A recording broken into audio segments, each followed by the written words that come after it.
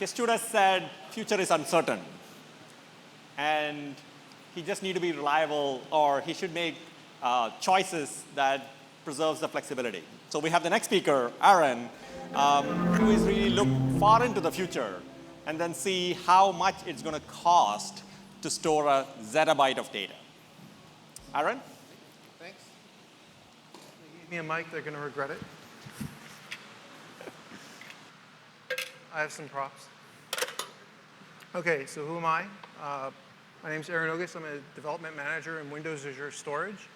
I work on the lowest layer of our software stack. So my team deals with putting the data on the bits for all the media types that we have. And because of that, I got involved with the cost of the system. This is a brief agenda of what we're going to go through today.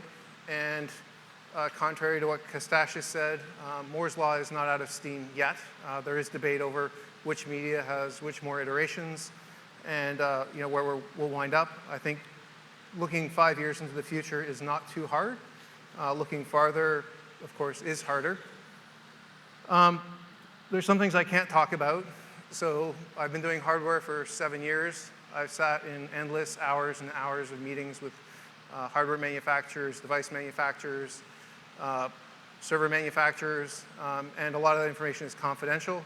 I also can't talk about how Microsoft actually stores data in Azure, but I can show you different systems and different parameters for tuning those systems. And I've run some numbers with theoretical systems on different media, and there's some results at the back here. So this is briefly kind of where we started in Azure, and I'm going to talk briefly why we started here. And I'll tell you that from when I started to now, the whole team and the hardware manufacturers and everybody have helped to reduce the cost of storage by 98%. And that is something to think about. If you can reduce the cost of something by 98% over 8 years, how do people think about that today? And are they planning for 8 years from now correctly? And it's obvious going through this process that that was not what was going on. People tend to think very linearly and think very short term. And by thinking out 5 years, you're going to be able to think, get your crystal ball into the future and predict the applications that will be enabled, and then take it to the next step. If that application exists, what else can I do with that data set?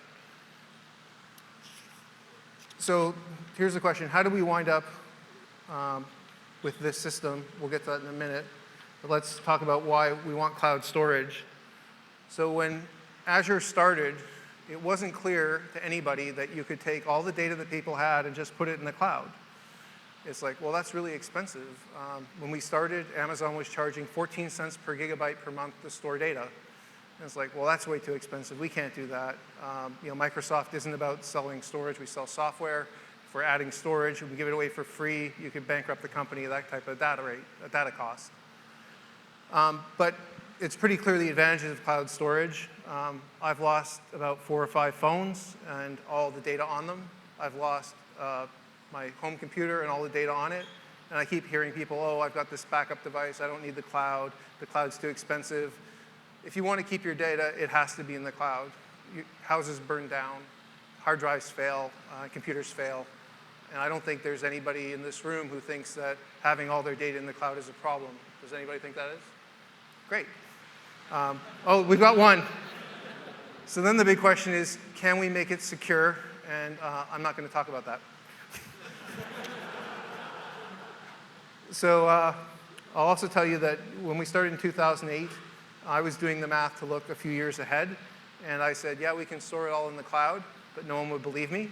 By 2011, we deployed enough storage that I got invited to these leadership meetings, and I talked to everybody, and I tried to socialize, yes, we can put it all in the cloud.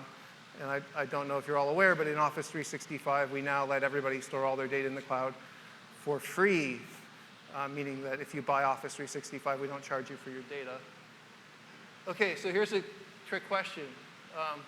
Which server is better at storing your data on hard drives cheaper? The 4-drive server on the right or the 90-drive server on the left? Both of these are not Azure servers. OK, everyone who thinks it's the 90-drive server on the right, raise your hand.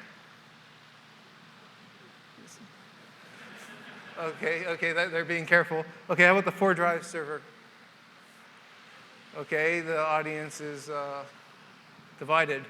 Okay, so I'm in the 90-drive server camp, but it's not always true. So for years and years, Search and Google have asserted that the 4-drive server is better. I don't have direct information from Google, but I've heard they've changed their mind. In Azure, I can't tell you what we do. But I do like the one on the 90-drive server better.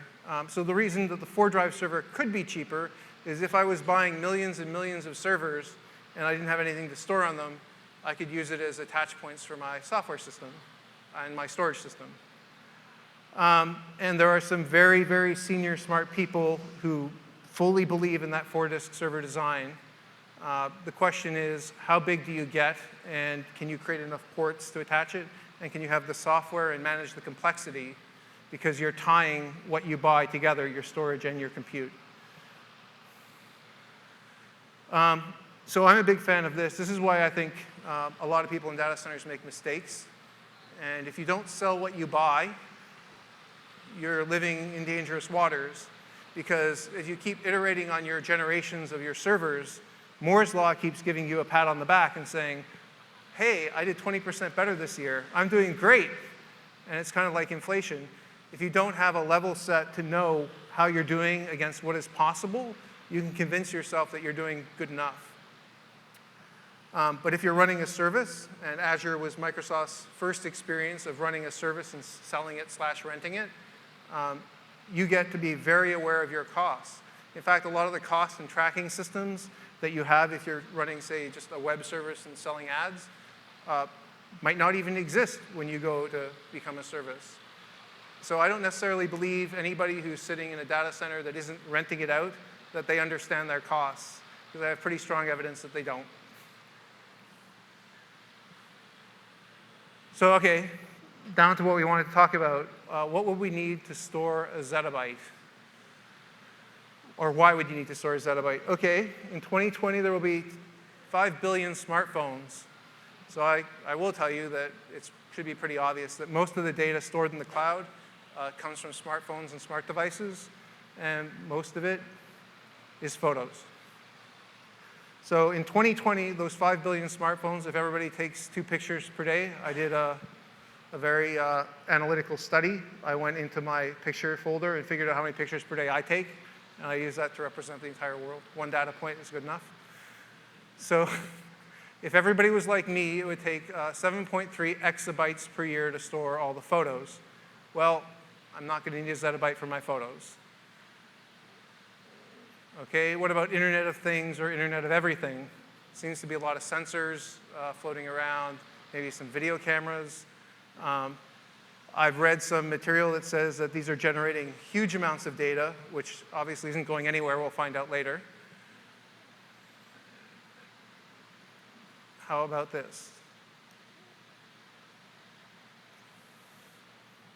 Oh, video cameras. So on vacation, I noticed that people aren't using their phones to take pictures. They're all capturing their experiences with these. And if everybody gets one of these, we'll have no trouble hitting a zettabyte. Sorry, a little PowerPoint problem. My first time trying to use an animated PowerPoint slide. So all those video sources, and not just these cameras, but all the security cameras and all those new video sources coming out and being distributed and becoming very cheap, can generate quite a bit of data. The question is, how long do you want to keep it? And what resolution do you want to keep it? And if you're providing a service, can I actually store it for you and have it be economical, or does all of this data have to go to dev null? And the analysts say, well, that's actually from Intel. Intel says that by 2020, the world will generate 25 zettabytes. But on the internet, I found some people saying that the Internet of Things generates 400 zettabytes per year now. I have no idea where that number comes from, but I'm sure they did some very rigorous math. So Kostashis just mentioned this. the profile of consumer data. I do have very high quality charts, which are confidential, so I couldn't share them. But I can tell you that basically the longer data is stored, the colder it becomes. The expectations, though, for people on retrieval of that data is that it should come back quickly. And figuring out how to tier it is critical, and we've heard that multiple times, to making it cost effective. And there should be a way to get your original back, even if it takes some time. So at Microsoft, and we've been working with Microsoft Research, and to put this slide to the extreme, we said, OK, 90 drives might be nice. What about this? So this is something called Pelican, and it is our answer to cold storage, which is way better than Facebook's cold storage.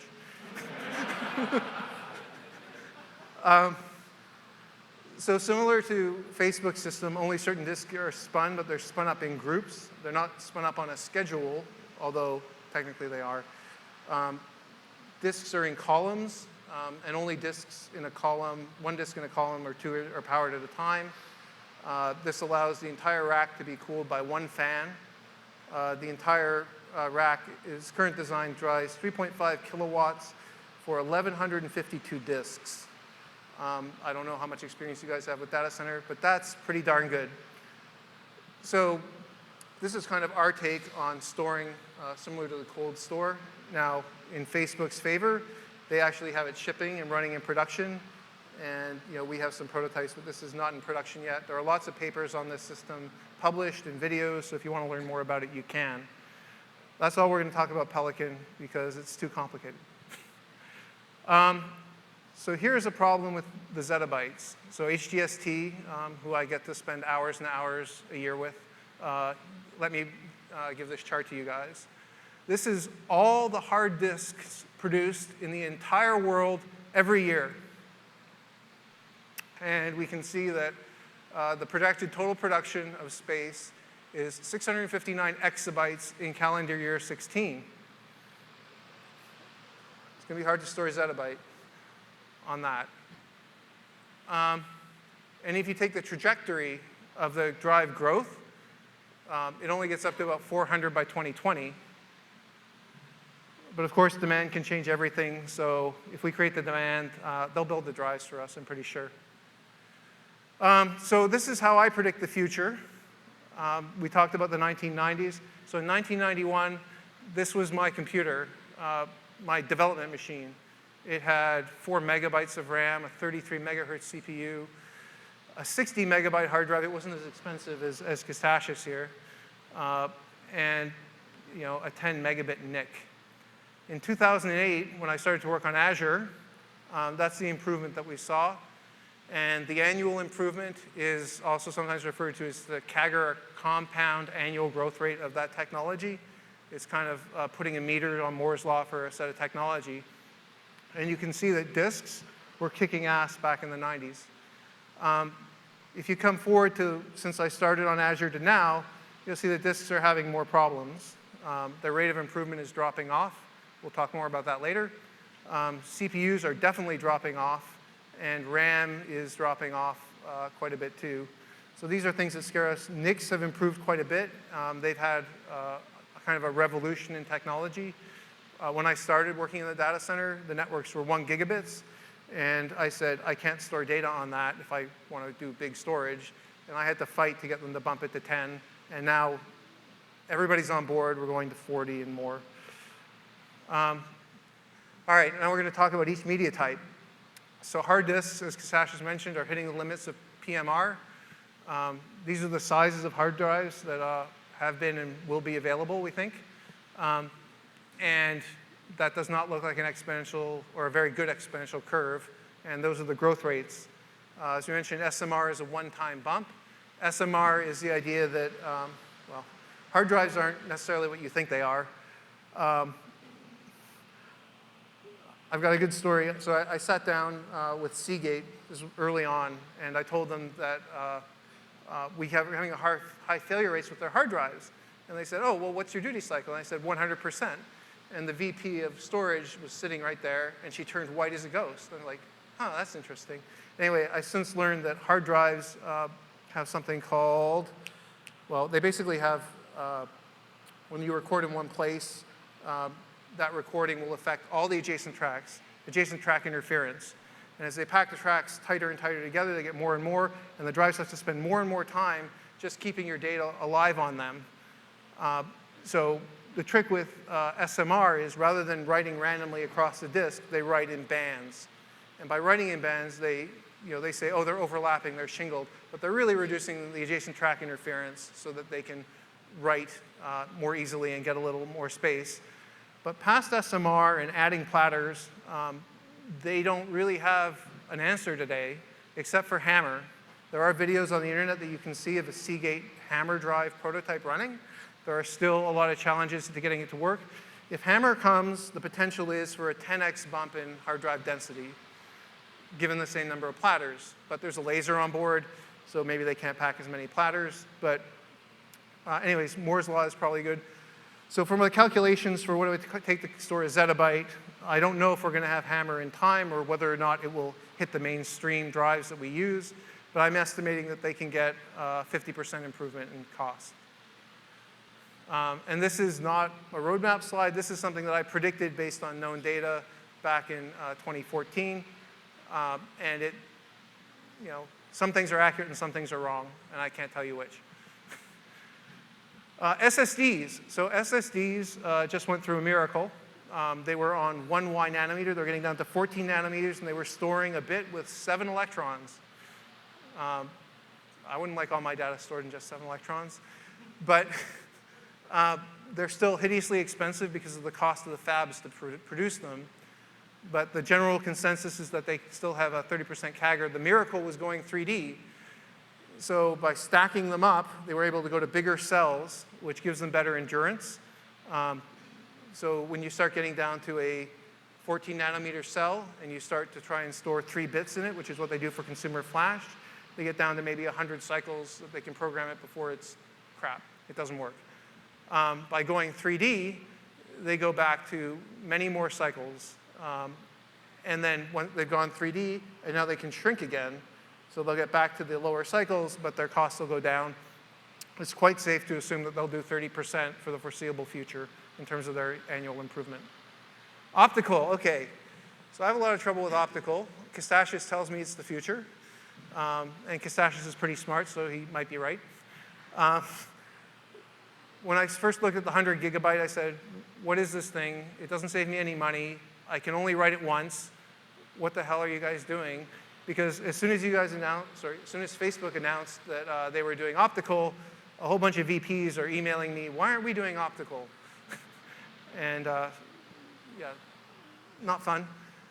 So then I have to go and do math and cost models and explain to them that even though Facebook is saying this is the greatest thing since sliced bread, it actually isn't. Now, when you get to 300 gigabyte disks, it gets more interesting. But there is something better. When you get to 1 terabyte disks, it could get much more interesting if you can get there. Now, remember what this claim is. So the hard drive guys who have a sealed environment are putting helium into their drives. They have a media that they have complete control over, and they have a head that is super advanced in terms of it uses heat to cause the bending. And the optical guys have a laser sitting at the end of a control arm that moves back and forth. And they're going to achieve better density than the hard drive guys, is the claim. OK, maybe. The other thing is that all this optical technology is based on DVD technology, and they have to make this leap from being a consumer technology to being a data center technology. And making that leap takes money in order to continue to reinvest and invest and create all this new technology. So now let's talk about tape. So tape is shipping 10 terabyte tapes, and they've demonstrated 220 terabyte. Well, what the heck? How can a tape be so much better? So here's my demo. This is a 10 terabyte tape, and if this was full with Kostashis' optical disks, this would have the same capacity. But we know that we can have a 220 terabyte tape, so that would be 22 of these packs by comparison. This requires new technology. To get this to 220 requires no new technology. Well, why the heck is that? And the answer is surface area. So there are there is, between one of these disks and this, there is 1,200 times the surface area. This is a 1 kilometer long tape. They don't have, they're sandbagging. They don't have to try in order to hit these densities. The optical guys are creating new physics, new lasers, new technology, new head control.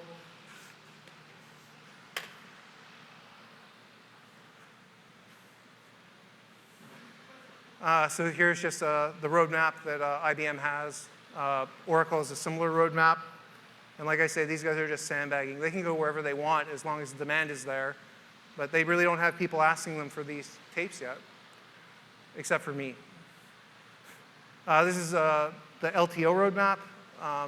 And this is a kind of a feed down from the enterprise tape roadmap from IBM. IBM is the root of all tape. This is the disk roadmap. Do I have to go back? OK, look at that. Look at that. Which would you bet on? OK, so now let's get into how we model these different costs. Data center space and power. I tried to look out for literature because I can't use my own. Different people claim between $6 and $12 million per megawatt to build a data center. Very big data centers are about 90 megawatts. When you build a system, like you've got a server for hard drives, you've got a server, RAID controllers, you've got network overhead. For hot storage, the media slot tax, which is the cost of everything but the media, can be as high as 50% and as low as 20% for cold storage. For Pelican, the slot tax is negligible. Network infrastructure cost. Time to fill is actually not factored into this model. Media life is factored into this model, but I operate under the presumption that no matter what your media is, by the time technology comes out 7 years later, you've moved off that media. So your media life is limited to 7 years for optical and for tape. This is just talking about tape and optical. There are some other advantages to tape libraries. So as I said, they're sandbagging on the media. So they're creating new tape drives every few years, and they don't actually throw out the media. They can create a new tape drive that stores more bits on old media, so you can upgrade your library. I can deploy my 10 terabyte tapes today, and in 2 or 3 years, I can get a new drive, and I can upgrade that to maybe more. Tape libraries have tighter environmental constraints. You can't put a tape library in a swamp and have it work. Today, tape libraries require fiber channel infrastructure. I would assert that both those problems can be solved. And obviously, I'm trying to work to solve them. OK, so now we're going to go through. Today and 5 years from now, using retail pricing, because wholesale pricing is confidential, I'll say how much data center space, how much power, and how much it will cost to store.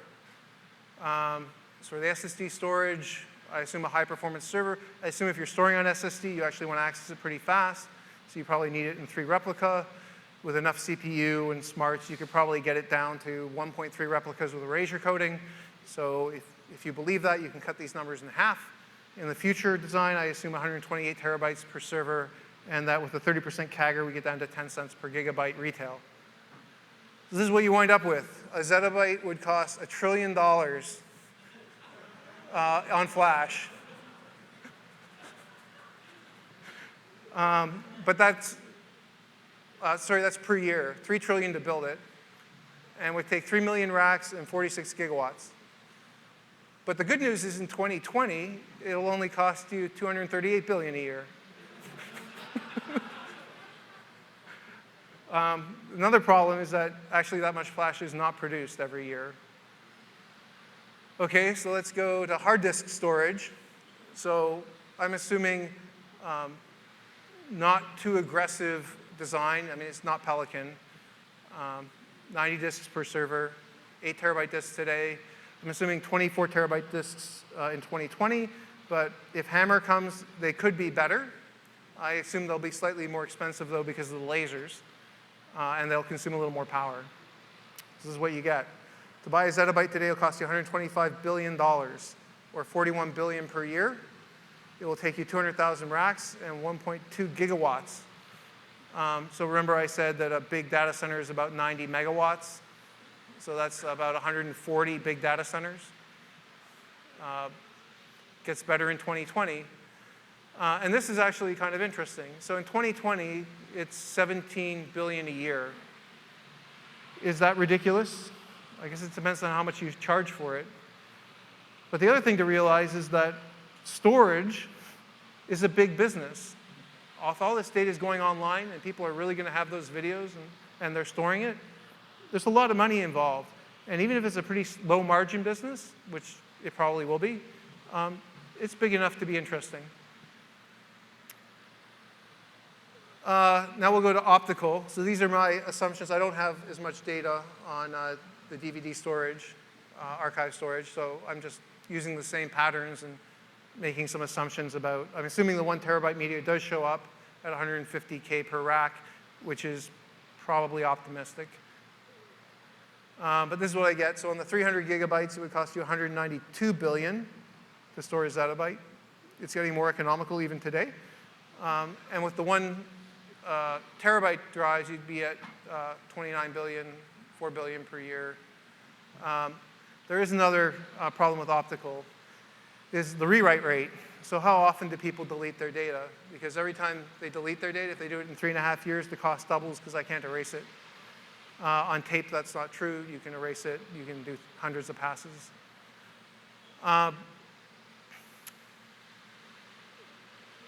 Zettabytes on tape. So in 2020, I expect using a 30% CAGR to have 40 terabyte tapes. I expect the tape drives to be on Ethernet, so they don't need fiber channel gateways, which they do today, which in the present power number I include. So I include a couple of racks that take 20 kilowatts in order to talk to a tape library. And you can see that you can store a zettabyte for 1.9 billion in 2020. That is cheap. That is dirt cheap. And what it means is you probably have to store it on tape. Because if you have a P&L and you have accountants and you have competition, someone will store their data there. Certainly the oldest and coldest will wind up there. Now, the question then becomes, what data goes where? So this is just a graph for 2015 today. You can see the comparison between flash, hard disk, optical, and tape. If you were comparing to flash, everything looks cheap. But you can see optical is a little cheaper than hard drive today. Tape is much cheaper. Optical and tape get closer in the future if they can get to the 1 terabyte tape. But there's another point, which is the sandbagging on tape. They have much more area. And if this is a penny, a gigabyte, that would be a $100 tape. How much do you think actually goes into this thing? Some plastic, some media. I used to buy a VHS tape for $5. So there's probably a significant margin in here. So then the question is, in volume, what can this be compared to the other media? And I would assert that tape has the biggest levers to pull to even reduce cost further if they have the incentive to do so. So this is the summary. We can store a zettabyte in 2020, and therefore we will. The question is, knowing that now, how does that change your outlook on the future? Because that is actually the most important thing. In terms of research, optimizing the storage tiers is critical. I mean, we saw the billions and billions and billions of dollars you can save by optimizing those tiers. There isn't enough media to store this today, so they're going to have to ramp up. You're going to need a cold archive tier because you can't spend 5 to 10 times as much to store data that nobody accesses. And that's all I had. Any questions?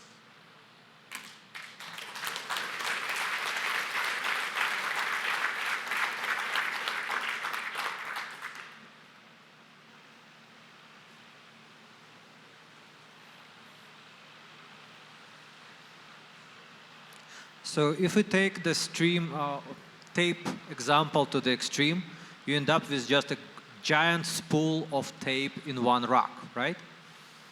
A giant spool of tape in one rack? One single tape per rack, really, that huge.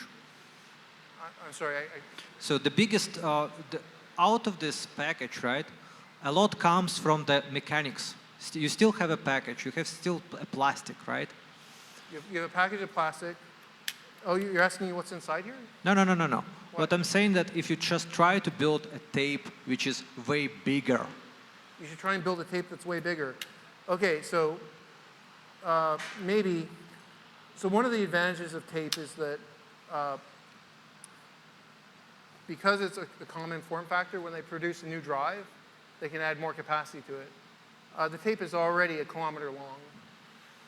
So making it bigger, it makes it harder to handle, bigger media footprint to be damaged. And it doesn't really need to be bigger. I mean, if it costs me $10 to build this cartridge, and it costs me $15 to build a bigger cartridge, how much advantage am I getting, considering that I'm not really taking advantage of the media entirely? So the tape ecosystem takes advances from the drive ecosystem from years ago, and then it applies them to the tape media. Now they have their own little challenges around handling the media. They touch the tape when they write it. And they have a whole bunch of other technologies like read after write. They have 2D error correction, 3D error correction. I don't know how you'd call it. But when you're writing on a disk, you can only write in one dimension. So all your error correction codes have to go in that dimension as well.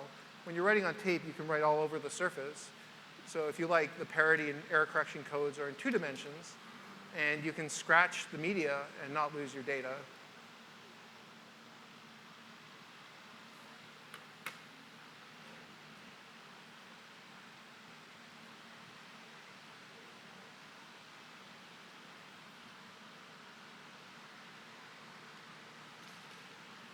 I guess probably along the same lines.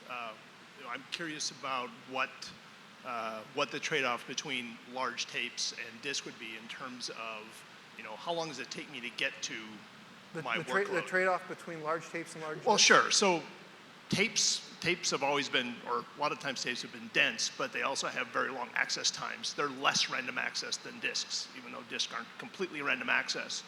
And so I guess my real question is, if you're using cold storage, you've got this retrieval planning problem, right? And the retrieval time is some function of the characteristics of your storage media.